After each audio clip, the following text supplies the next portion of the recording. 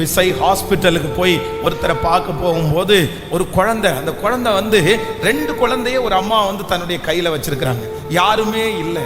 அப்போ வந்து ஒரு குழந்தை வந்து ரொம்ப பசினால சத்தம் போடுது. உடனே அவங்க பேக்கில் பார்த்தீங்கன்னா அந்த பால் புட்டி இருக்குது, அதை எடுத்து அந்த அம்மாவுக்கு வந்து அந்த குழந்தைக்கு கொடுக்க முடியல. 2 குழந்தைங்களும் கீழே இறங்கவே மாட்டேங்குது.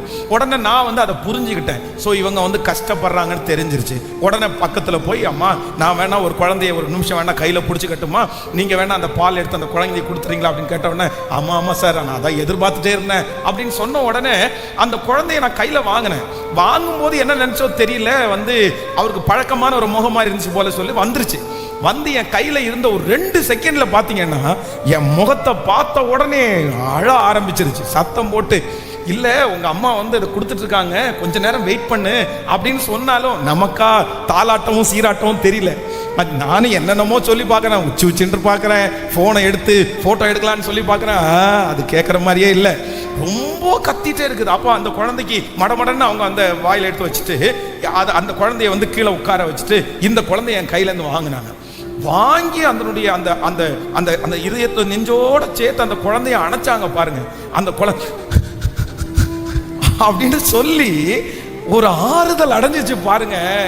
ஸோ அந்த ஒரு நிமிஷம் அந்த தாயாருடைய ஒரு அணைப்பு கிடைச்ச உடனே அந்த ஏங்கி ஒரு பெருமூச்சு விட்டு அந்த ஆறுதல் அடுத்த செகண்ட் அந்த குழந்தையினுடைய முகத்துல ஒரு பெரிய சிரிப்பு.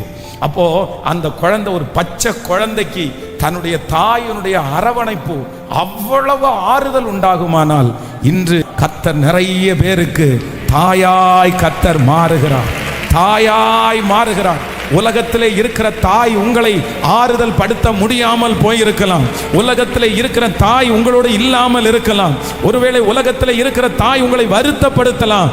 ஆனால் பரலோகத்திலே எனக்கு ஒரு தாய் உண்டு, தாய் உள்ளம் கொண்ட தேவன் உண்டு.